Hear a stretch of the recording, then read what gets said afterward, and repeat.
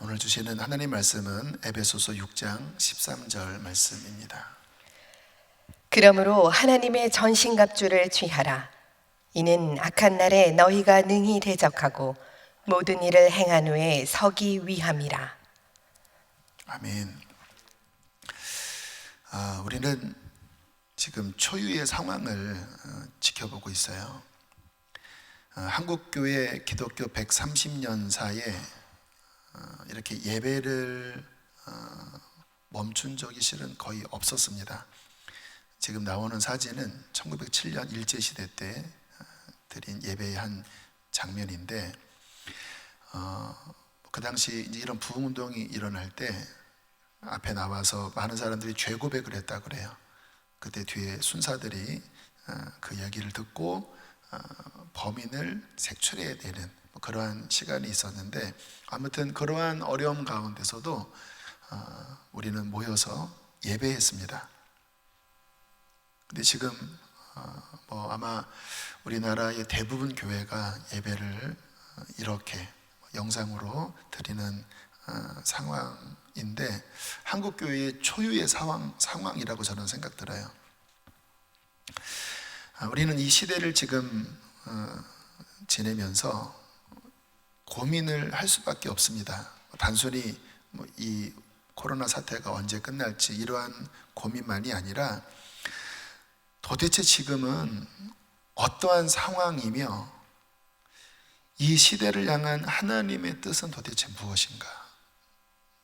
왜 이 나라에 지금 이러한 문제가 생겼는가? 저는 작년 말부터 왠지 2020년을 생각하면 뭔가 기대보다는 무거움이 제 안에 느껴졌었습니다. 어쩌면 뭔가 쉽지 않은 일이 일어날 수도 있겠구나. 근데 아니나 다를까 작년 말부터 올해 우리나라만이 아니라 전 세계적인 어떠한 재앙들이 일어나고 있어요. 이러한 상황 가운데 우리 그리스도인들이 꼭 알아야 될 것은 시대에 대한 분별입니다. 예수님께서 이렇게 말씀을 하셨죠. 마태복음 16장 3절 말씀 함께 읽겠습니다. 시작. 아침에 하늘이 붉고 흐리면 오늘은 날이 굳겠다 하나니 너희가 날씨는 분별할 줄 알면서 시대의 표적은 분별할 수 없느냐. 주님께서 하신 말씀의 의미는 이 시대를 경영하시는 하나님의 뜻을 분별해야 된다. 그냥 오늘 날씨가 좋겠네, 오늘 미세먼지가 많네, 그런 것만을 분별하면 안 되고, 이 시대의 계절을 변화시키시는 그 하늘에 계신 하나님의 시대적인 표적, 하나님의 계절을 분별해야 된다라고 주께서 말씀을 하셨습니다. 하나님은 계절을 바꾸어 나가시듯 시대의 계절을 바꾸어 나가세요.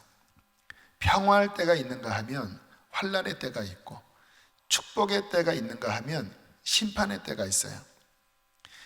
중요한 건 우리가 그 시대를 영적으로 분별하는 거예요. 그리고 그 시대를 향한 하나님의 뜻이 무엇인지를 아는 것이 가장 중요합니다. 왜냐하면 세상 뉴스 또 어떤 평론가의 해석대로 세상이 가는 게 아니라 결국은 역사의 주관자이신 하나님의 뜻대로 흘러가기 때문입니다. 그렇다면 지금 우리는 어떠한 때를 지나가고 있는 것이지요? 이 시대를 향한 하나님의 뜻은 무엇이지요? 저는 지난 주간 하나님의 종으로서 또 오늘 이 강단에 서서 그것을 전하고자 굉장히 하나님 앞에 많은 질문을 했습니다. 하나님, 알기를 원합니다. 하나님의 뜻은 무엇이지요? 지금 우리는 어떠한 시기를 지나가고 있는 것이지요? 사랑하는 성도들에게 그것을 전하게 해 주십시오.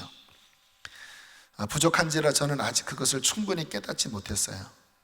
그러나 단편적으로나마 하나님이 주신 어떠한 마음들을 오늘 나누고자 합니다.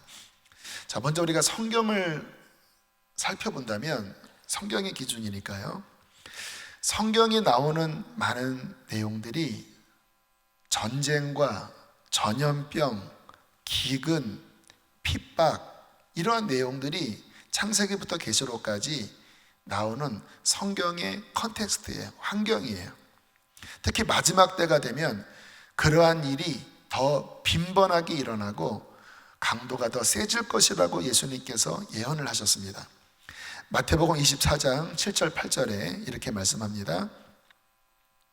민족이 민족을, 나라가 나라를 대적하여 일어나겠고 곳곳에 기근과 지진이 있으리니 이 모든 것은 재난의 시작이니라.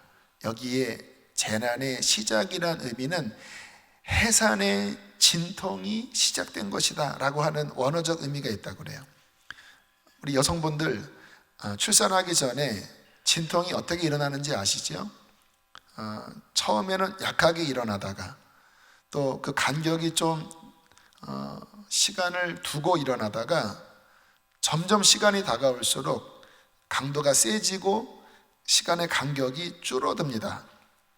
그리고 이제 아이가 나오는데 주님께서 이 마지막 때가 되면 자연재해, 또 국가 간의 어떠한 전쟁들, 전염병 이런 것들이 일어날 텐데 진통의 시작처럼 그런 것들이 일어날 것이다. 다시 말하면 그러한 문제들이 더 심하게 일어날 것이라고 하는 말씀을 하셨고, 그런데 성경을 보면 그 가운데 하나님의 백성들이 어떻게 지내는가? 믿음을 지키고 또 하나님을 의지하여 그 고난을 이겨나가는 내용들이 성경의 주된 내용이라는 거예요. 여러분도 다 머릿속에 떠올리면 다 그런 내용을 알 수 있을 것입니다. 그런데 저는 성경을 보면서 성경은 이러한 환경 중에 주님께서 말씀을 하시는데 지금 우리의 환경은 성경의 환경과 참 다르다.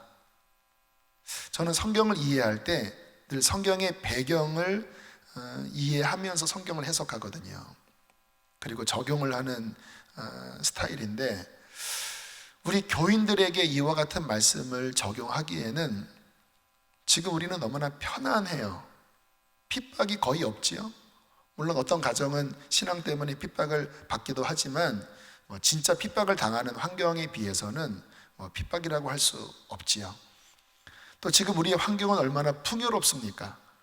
성경의 어떠한 시대보다 우리는 풍요로운 시대에 살고 있어요.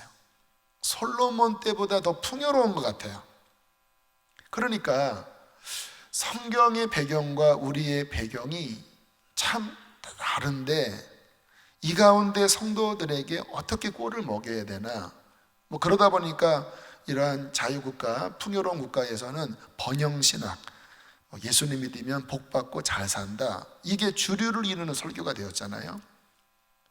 성경은 그와 같은 맥락의 말씀이 실은 많지 않거든요.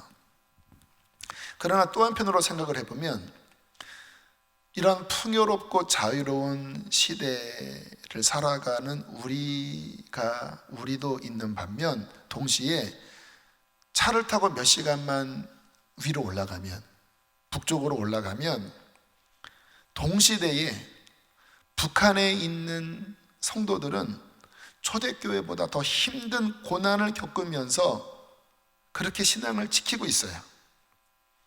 그분들 얘기를 간혹가다 들으면 어떤 분은 찬양을 할 때 기찻길 옆에서 기차가 지나갈 때 김일성 찬가의 가사만 찬송가로 바꿔서 그렇게 부른다고 해요. 들키면 완전 몇 대가 다 몰살을 당하는 상황이니까 가슴 졸이면서 그렇게 예배를 지금도 드리는 분들이 북쪽에 있어요. 그분들의 소원은 평생 자유롭게 찬양하고 자유롭게 예배하고 죽는 게 그분들의 소원이라고 해요.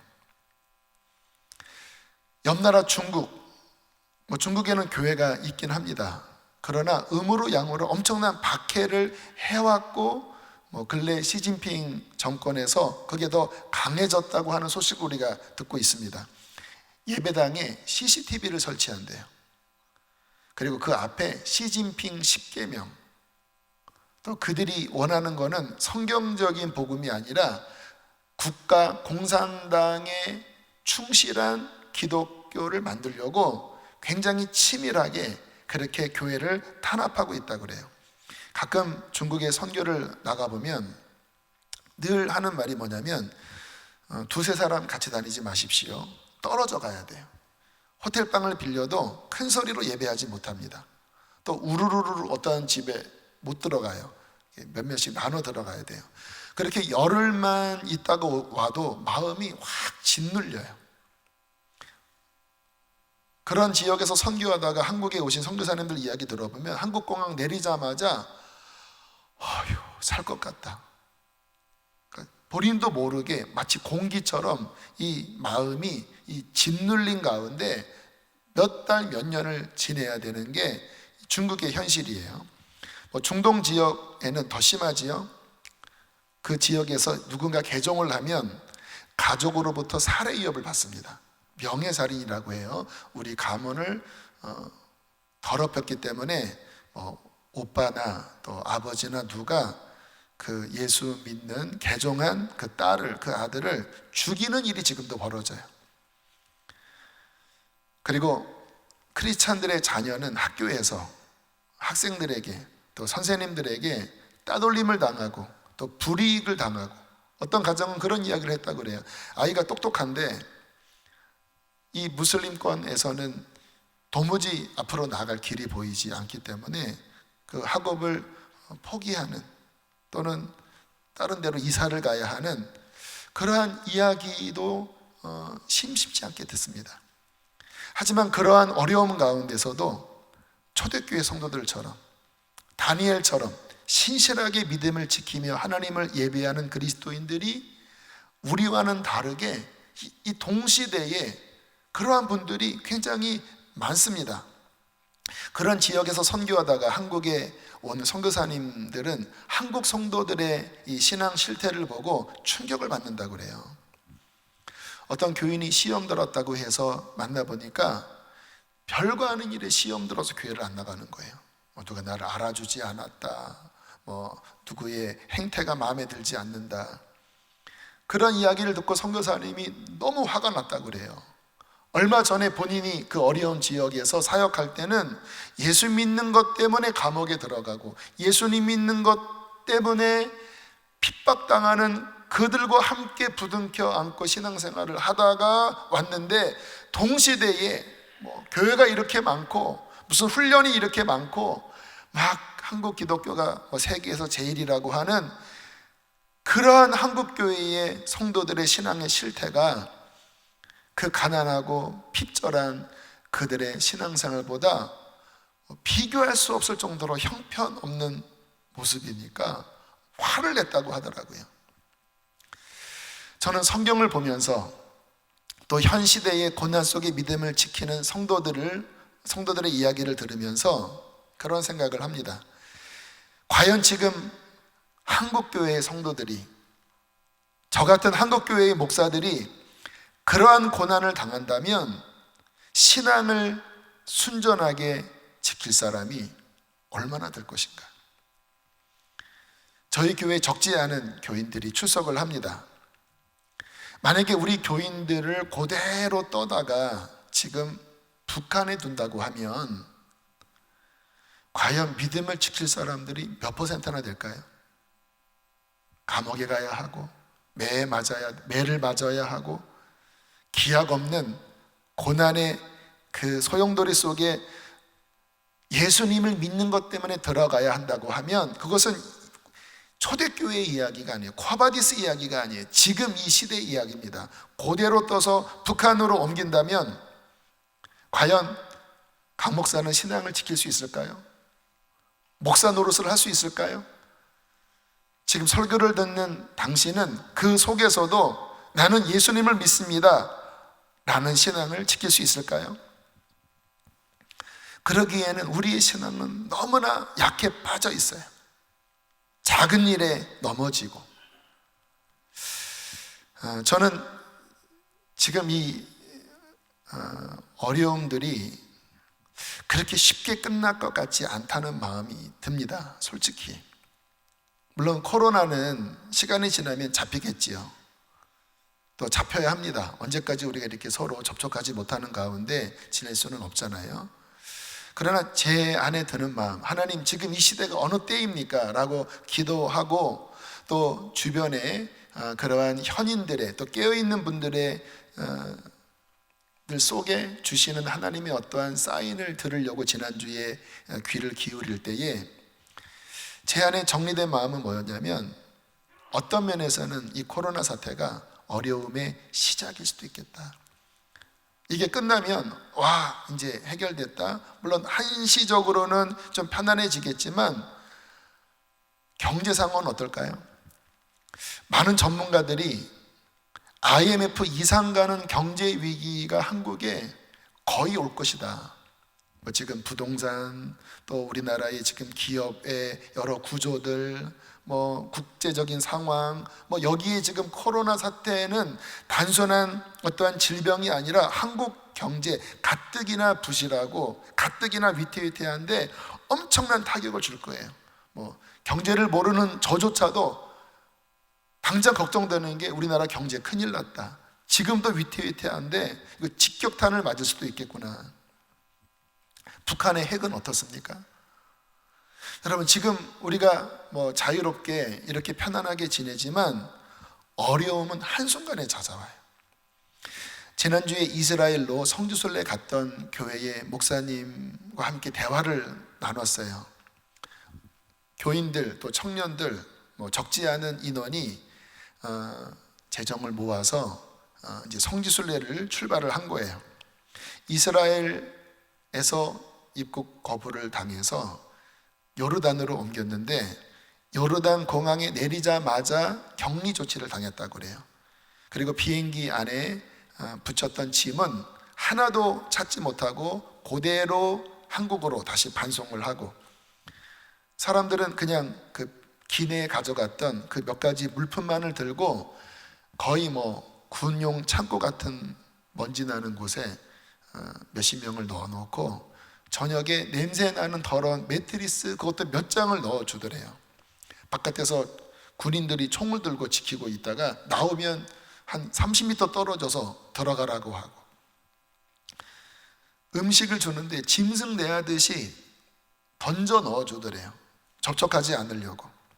여성들은 며칠 동안 옷도 못 갈아입고 그렇게 불편한 가운데 지냈고, 한국에 다시 돌아가려고 해도 비행기마다 탑승 거부를 하는 거예요. 이게 혹시나 비행기 안에 그게 묻을까봐 이쪽 항공사에서도 우리 한국 사람 안 받는다, 저기도 안 받는다. 그래서 다시 돌아가는 티켓을 끊었다가 그것도 다시 쓰지 못하고, 그래서 간신히 태국은 아직까지 열려 있었기 때문에 태국으로 갔다가 태국에서 한국에 왔는데, 한국에 와서도 그 아파트에서 어떻게 알았는지 당신의 그 차량 번호 알려줘라. 아파트 주민들이 정말 아주 그냥 그렇게 경계하는, 제가 그런 이야기를 들으면서 한순간에 난민이 될 수 있는 거구나. 꿈에 부풀어서 여행 갔다가 악몽이 되었지요. 우리도 마찬가지예요. 여러분, 3주 전만 해도 이렇게 될 것이라고 누가 예상을 했습니까? 한순간이잖아요. 지금 우리나라 또 이 모든 상황은 어쩌면 한순간에 정말 와장창 무너질 수도 있는 이러한 상황인데, 저의 고민은 과연 우리 성도들은 준비됐는가? 어쩌면 앞으로 이보다 더한 어려움이 올 수 있을 텐데, 우리 성도들은 그 속에서 북한의 성도들처럼, 중동 지역의 성도들처럼 믿음을 지킬 수 있는 그러한 체질을 갖고 있는가? 성경을 보면요, 예레미야 시대가 이제 유다가 망해가는 그 끝 지점의 선지자잖아요. 굉장히 힘들었나 봐요. 그래서 낙심하고 하나님께 불평을 할 때 하나님이 예레미야에게 이러한 말씀을 하셨습니다. 예레미야 15장 5절 제가 읽을게요. 만일 내가 보행자와 함께 달려도 피곤하면 어찌 능히 말과 경주하겠느냐. 지금 네 상황은 크게 어려운 게 아니야. 그냥 보행자와 함께 달리는 정도야. 앞으로 오는 환난은 이제 바벨론이 쳐들어와서 너희 나라를 송두리째 뒤집어 엎을 텐데 그때는 어떻게 경주하겠느냐. 말과 경주하는 정도의 환난일 텐데 내가 평안한 땅에서는 무사하려니와, 아직은 나라가 망하지 않은 때잖아요. 요단강물이 넘칠 때에는 어찌하겠느냐. 지금보다 훨씬 큰 홍수가 닥칠 때는 너 준비됐니? 그런 어려움을 감당할 준비가 됐니? 이게 주님께서 예레미야에게 말씀하신, 어쩌면 지금 이 시대에게 우리에게 하시는 말씀일 수도 있는 거예요. 이 우한폐렴 하나 가지고도 이렇게 우리가 혼란한데 더한 일들이 생긴다면 과연 나는 그것을 감당할 믿음이 준비됐는가? 오늘 말씀을 준비했습니다. 전도서의 말씀을 전하면 안 되겠다는 마음을 주셔서 오늘 주시는 말씀을 위해서 하나님 앞에 기도할 때 자꾸 제 심령 안에서 그런 음성이 들리는 것 같았어요. 깨어나라. 깨어 있어야 한다. 성도들이 깨어나라고 해라. 너희의 영혼이 깨어나라. 자꾸 이렇게 말씀을 준비하면 주님 어떻게 해야 됩니까? 깨어나라. 깨어나라. 혹시 영적으로 잠들어 있는 분들이 계시지 않나요? 저는 그런 어떤 내적인 감동을 받으면서 우리가 생각하는 것보다 하나님의 보시는 눈에는 우리가 잠들어 있는 부분이 많구나. 그래도 우리 교회는 기도 열심히 하고 또 뜨거운 예배를 드리기로 소문난 교회거든요.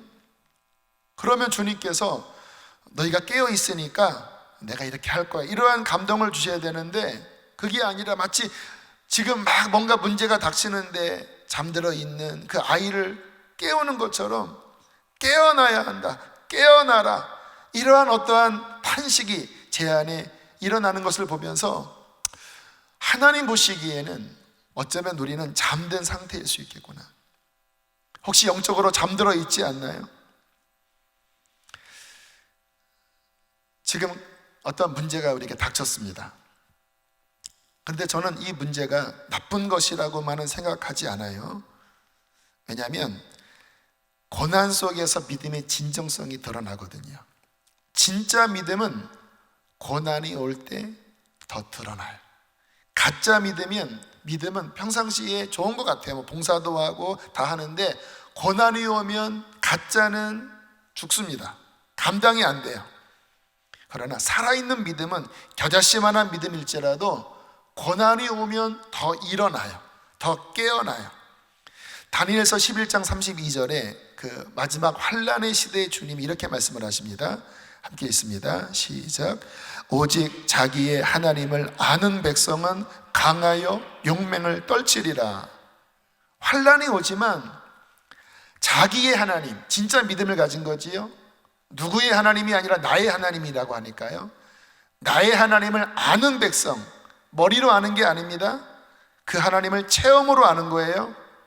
진짜 믿음을 가진 거예요. 그러한 신앙인은 어려움이 오지만 더 강하여질 것이고 용맹을 떨칠 것이다. 그런 사람 되시기를 축복합니다. 우리가 깨어서 하나님과 살아있는 관계를 맺는다면 고난이 오면 올수록 두려워하는 것이 아니라 그들은 더 기도할 것입니다. 기도할 때 하나님께서 은혜를 주셔서 이기게 될 거예요. 예수님은 이렇게 마지막 말씀을 하셨습니다. 요한복음 16장 33절 함께 읽겠습니다. 시작. 이것을 너희에게 이루는 것은 너희로 내 안에서 평안을 누리게 하려 함이라. 세상에서는 너희가 환난을 당하나 담대하라. 내가 세상을 이기었노라. 주님께서 말씀을 하시는 거예요. 편안한 시대 아니다. 이게 성경의 컨텍스트예요. 너희가 환난을 당할 거야. 감옥에도 갇힐 것이고 재정적인 고난도 올 것이고.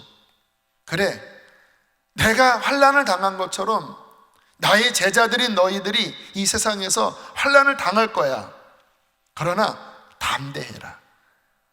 두려워하지 말고 담대해라. 너희의 통장 잔고가 떨어지고 사업이 위태위태하고 혹시 내가 걸린 거 아니야? 그러한 느낌이 들지라도 두려워하지 말고 담대해라. 왜냐하면 내가 세상을 이겼기 때문이다. 내가 네 안에 있고 내가 너를 붙들어주고 있고 내가 세상을 이기었듯이 너도 세상을 이기게 해줄 거야. 이게 주님께서 우리에게 하시는 믿음에 대한 말씀인 거예요. 여러분, 지난 한 주 또 근래에 어떠한 마음으로 사셨나요? 이렇게 평안을 누리셨습니까? 담대한 마음을 가지셨습니까? 아니면 계속 한숨을 쉬고 계속 걱정하고 계속 두려워하고 기도는 하지 않고 막 이리저리 막 헤매면서 바람에 나는 겨처럼 그렇게 들뜬 가운데 지내지는 않았나요? 일본 기독교인 모리타 유리라는 자매가 있습니다. 지난 우리 리뉴 집회 때 그 기쁨이 있는 교회 조지은 목사님이 이번에 찬양을 소개시켜 주셨어요. 이번에 어머님은 한국 분이고 아버님은 일본 목회자입니다. 근데 일본은 기독교가 굉장히 어렵고 목회자의 자녀는 우리나라 목회자 자녀보다 훨씬 더 힘들거든요. 또 이분도 사모님이 돼서 지금 또 주의 길을 걷고 있는데 이분이 지은 찬양을 헌금 특송 시간에 이렇게 부르는 시간을 가졌어요. 근데 제가 오늘 예배 준비하면서 갑자기 이 찬양이 생각나더라고요. 그래서 인터넷 찾아보니까 직접 모리타 유리 자매가 부른 또 한국말을 또 할 줄 아시더라고요. 이 찬양이 있어서 잠깐 함께 좀 들어보는 시간, 또 할 수 있으면 가사가 나오니까 좀 불러봤으면 좋겠습니다. 이렇게 보시겠습니다.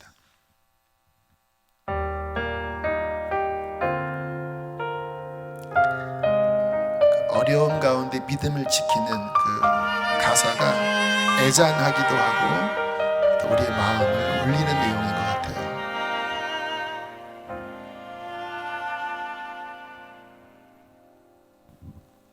이 눈에는 보이지 않아도 귀에는 들리지 않아도 손에는 잡히지 않아도 변하지 않는 것, 하나님의 약속은 천지가 변하여도 영원히 변하지 않으리.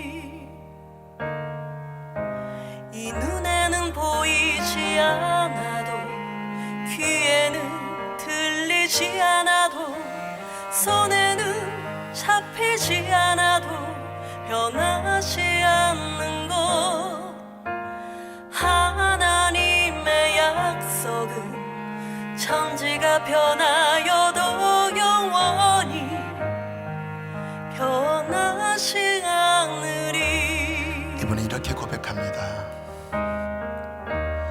오직 믿음으로 살아가리라. 하늘 바라보고 별을 세어가며 오직 믿음으로 살아가리라. 이 눈에는 보이지 않아도. 우리 함께 부를 수 있으면 불러봐도 좋겠어요. 이번에 어릴 때부터 걸어온 그 척박한 환경 가운데 믿음을 지킨 이번에 스토리와 고백이 느껴지는 것 같아요.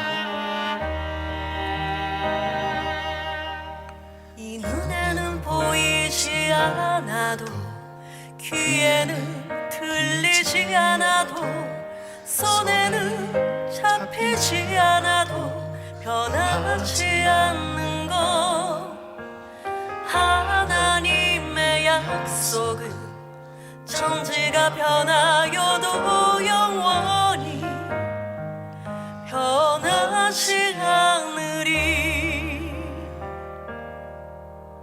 이 눈에는 보이지 않아도 귀에는 들리지 않아도 손에는 잡히지 않아도 변하지 않는 것, 하나님의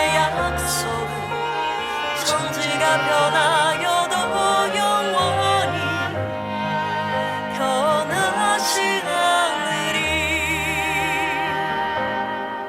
오직 믿음으로 오직 믿음으로 살아가리라.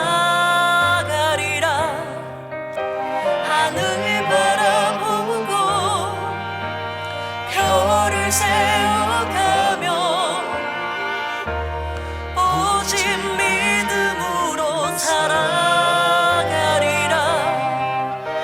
이 눈에는 보이지 않아도 믿으며 의심치 말고 기다리며 기도한다면 주님의 때 가장 좋은 곳으로 응답하여 주심을 믿네. 오직 믿음으로 살아가리라. 오직 믿음으로 살아가리라. 하늘 바라보고 별을 세워가며 오직 믿음으로 살아가리라. 이 눈에는 보이지 않아도. 아멘. 감사합니다. 네, 우리에게 마치 격려하는 것 같아요. 믿음으로 살자고. 우리는 이 시기에 무엇보다 우리의 믿음을 무장해야 합니다. 오늘 설교의 제목, 어려운 때에 영적으로 무장하라. 오늘 성경이 그렇게 권면하고 있죠. 에베소서 6장 13절, 그러므로 하나님의 전신갑주를 취해라. 적극적으로 취하여 입으라. 왜냐하면 악한 날, 환난의 날, 어려운 날에 너희가 능히 대적하고 그 싸움을 싸워 이기고 모든 일을 행한 후에 내 앞에 당당히 서게 하기 위함이라. 주님께서 바울을 통해서 이 시대를 어떻게 우리가 이겨야 할지, 어떻게 준비해야 될지 그렇게 권면을 하고 있는 것이죠. 우리 레마의 음성으로 들었으면 좋겠어요. 하나님의 저신갑주를 더 취해라. 두려워하지 말고 흔들리지 말고 이 시기를 이길 수 있도록 영적으로 무장하라고 하는 말씀인 것입니다. 사도 바울은 그 뒤부터 7가지 무장할 것을 말씀하고 있습니다. 이번 주 금요일에 좀 자세하게 더 다룰 텐데요. 오늘은 좀 오리엔테이션 같은 역할로 말씀을 좀 살펴보면, 먼저는 진리의 허리띠입니다. 에베소서 6장 14절 함께 읽겠습니다. 시작. 그런즉 서서 진리로 너희 허리띠를 띠고, 띠는 이 전신갑주의 중심부를 딱 마크하고 있어요. 이게 진리라는 거죠. 진리의 허리띠.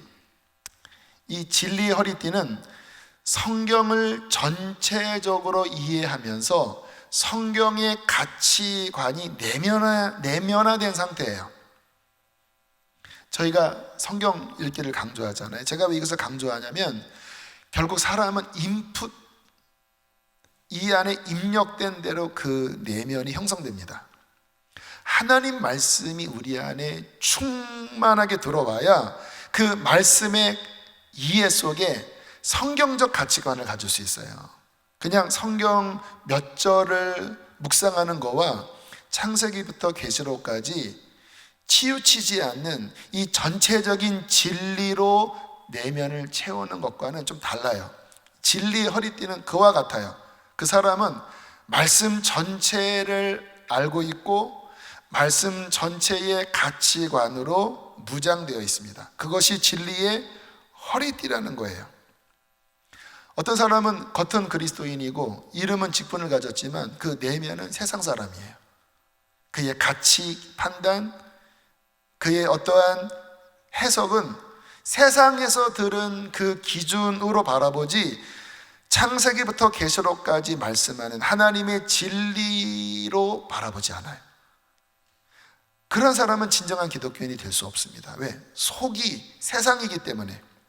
그래서 우리는 무엇보다 진리에 더 많이 영향을 받아 진리가 중심부에 자리 잡고 있어야 합니다.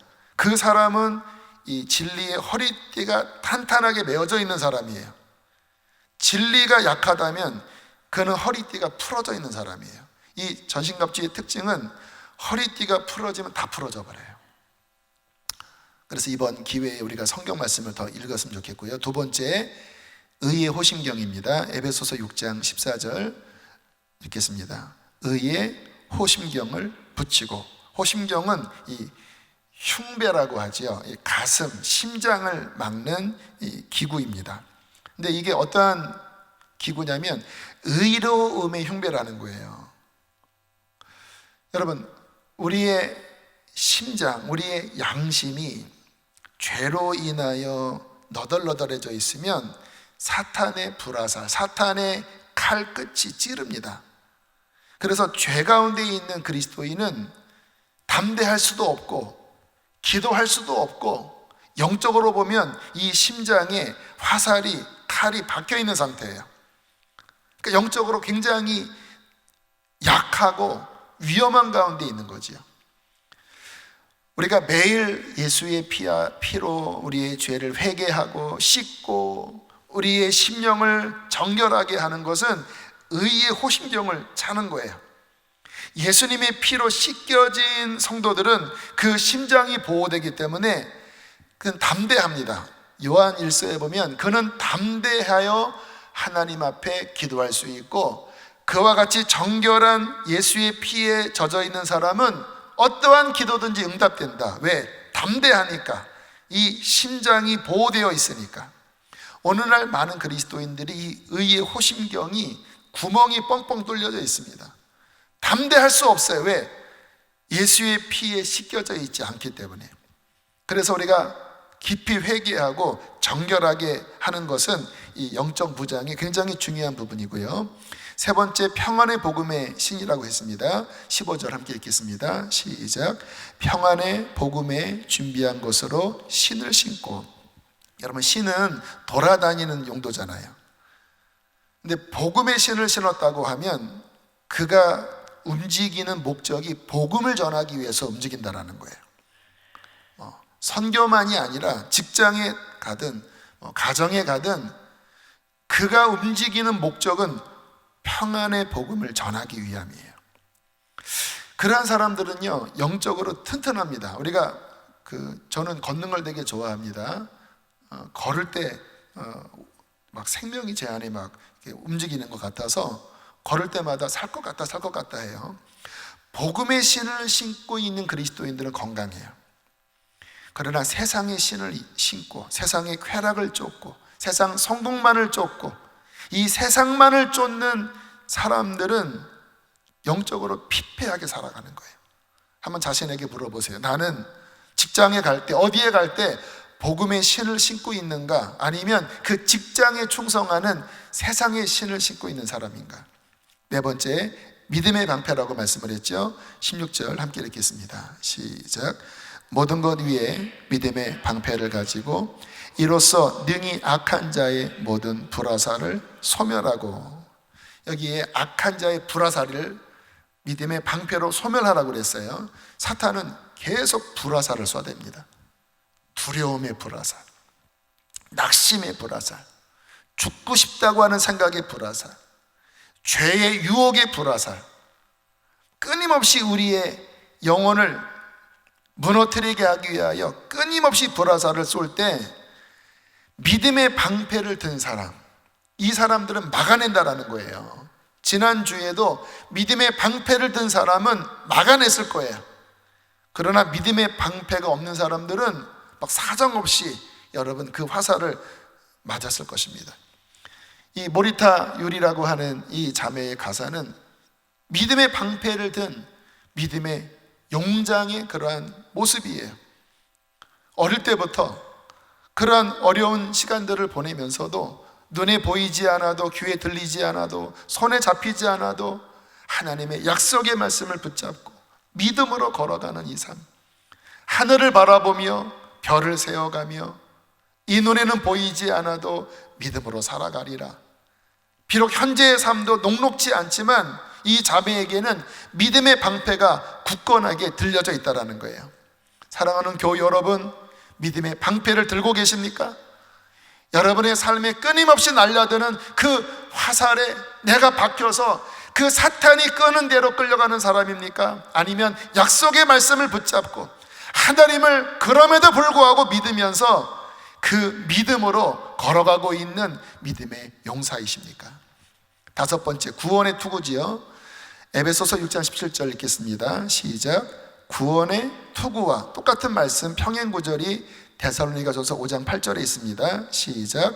구원의 소망의 투구를 쓰자. 이 투구는 뭐라고 하는 것이죠? 천국을 바라보는 소망의 투구라는 거예요. 다시 말하면 이 투구를 쓴 사람은 그 시야를 하늘나라를 향해, 그 시야가 하늘나라를 향해 있어요. 그는 순례자입니다. 이 땅에 발을 딛고 걸어가지만 그의 목적점은 하늘나라예요. 그 구원의 소망의 투구를 쓰고 내가 이 세상의 어떤 어려움과 환난 중에도 주저앉아 있지 않고 계속해서 그 나라를 향하여 이 소망의 투구를 쓰고 그는 걸어가고 있는 것이죠. 오늘 이 모리타 유리 자매도 하늘을 바라보며 별을 세며, 이게 바로 천국을 바라본다고 하는 고백이거든요. 여러분, 주님의 나라를 바라보십시오. 그게 소망의 투구를 쓴 자의 모습인 것입니다. 여섯 번째, 성령의 검입니다. 17절 말씀 함께 읽겠습니다. 시작. 성령의 검 곧 하나님의 말씀을 가져라. 첫 번째, 진리의 허리띠와 성령의 검 하나님의 말씀은 같은 말씀이지만 좀 달라요. 진리 허리띠는 전체적인 진리로 무장되어 있는 것을 의미하고, 이 성령의 검은 그 가운데 지금 나에게 주시는 레마의 말씀을 붙잡고 있는 거예요.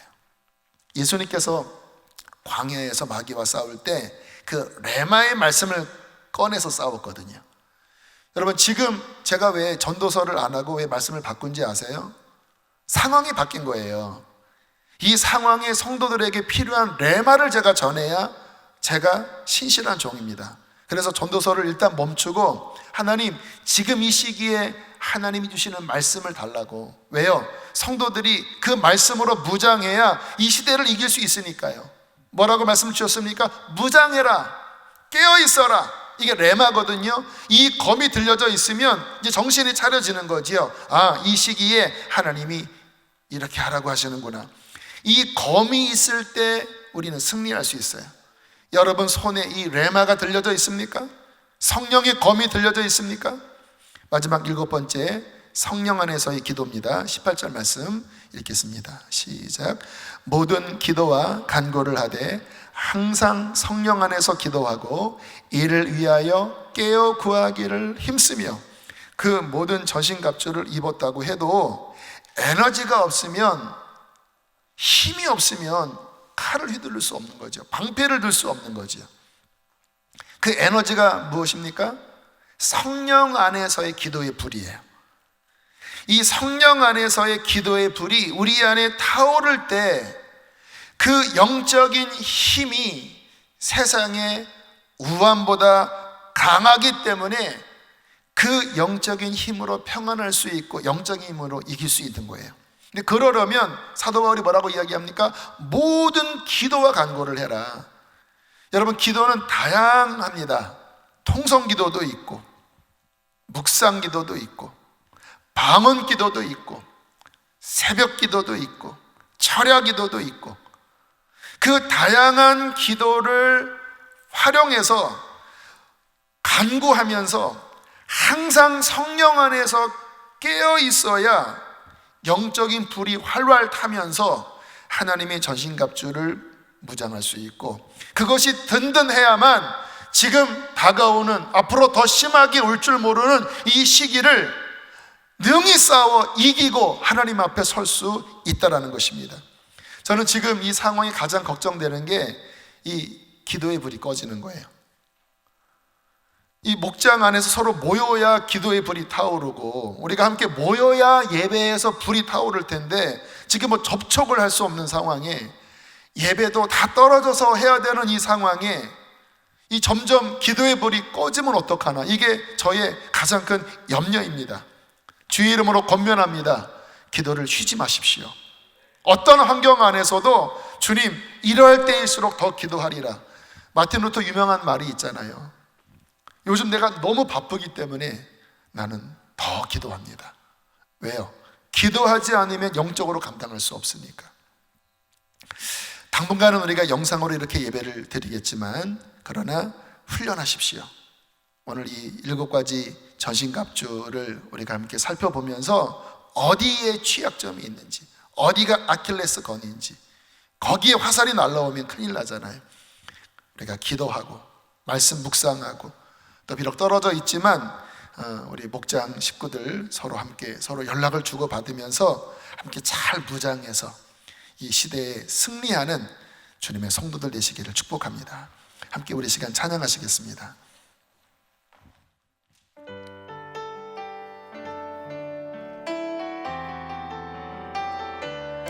우리 자리에서 일어나서 우리 믿음의 결단의 고백으로 함께 찬양하시겠습니다.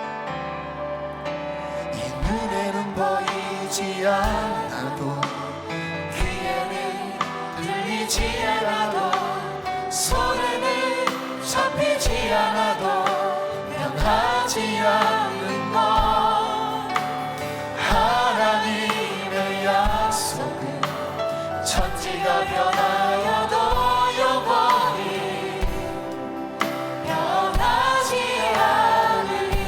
이 노래는 보이지 않아도 이 눈에는 보이지 않아도 귀에는 들리지 않아도 손에는 잡히지 않아도 변하지 않는 것,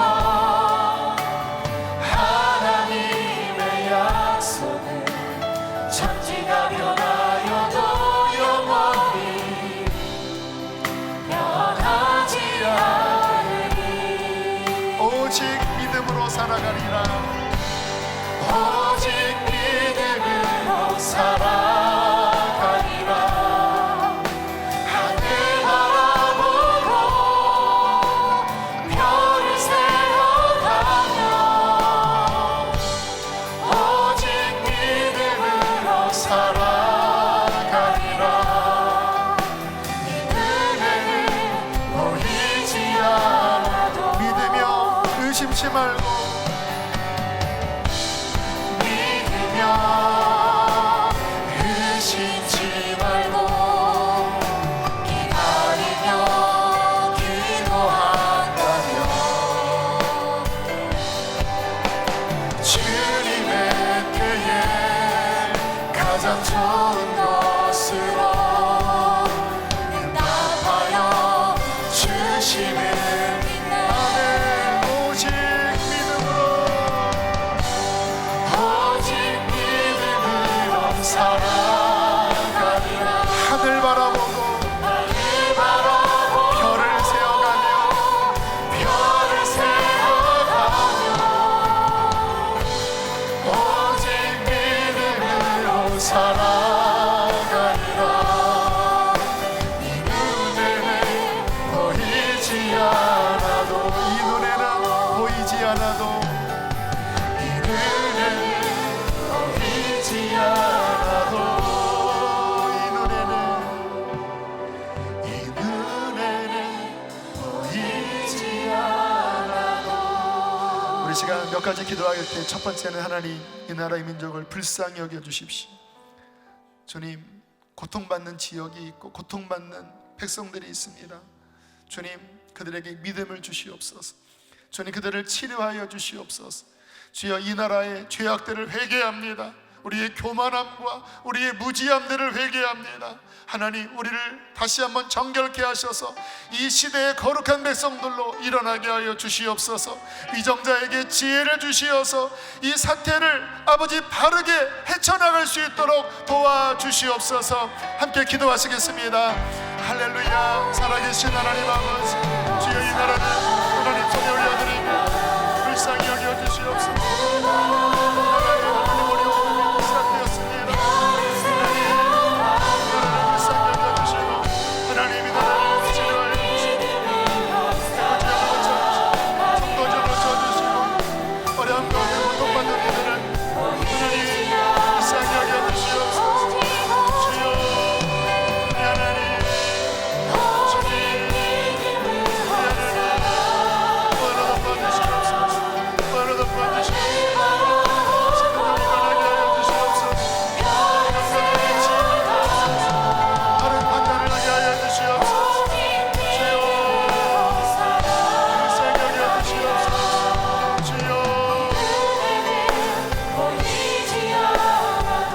한 번 더 기도할 때 오늘 말씀을 기억하면서 하나님, 과연 나의 믿음은 이런 어려움을 이길 수 있는 살아있는 믿음입니까? 나는 하나님의 저신갑주를 온전히 취한 가운데 있습니까? 혹시 영적으로 잠들어 있는 부분은 있지 않습니까? 저 이 시기에 깨어나게 하여 주시고 무장되어지게 하여 주시옵소서. 말과 경주하는 일이 벌어질 때, 요단의 강물이 창일하게 홍수가 되어 일어날 때 그것을 감당할 수 있는 믿음을 준비케 하여 주시옵소서. 우리의 가정이 그렇게 믿음으로 세워지게 하여 주시옵소서. 옆에 가족들이 있다면 가족과 손에 손을 잡고 이 시기에 믿음으로 서게 해달라고 우리 주여 한번 부르시고 기도하시겠습니다. 주여, 오 하나님 아버지, 우리에게 믿음을 더하여 주시옵소서.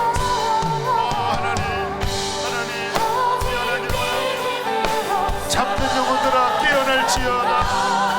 잠든 영혼들아 깨어나라. 일어나라. 깨어나라. 살아날지어다. 하나님, 우리를 불쌍히 여겨주시옵소서. 우리를 불쌍히 여겨주시옵소서. 주여, 주여, 주여, 깨어나게 하여 주시옵소서. 성령의 불을 내리소서. 은혜의 불을 내려주시옵소서.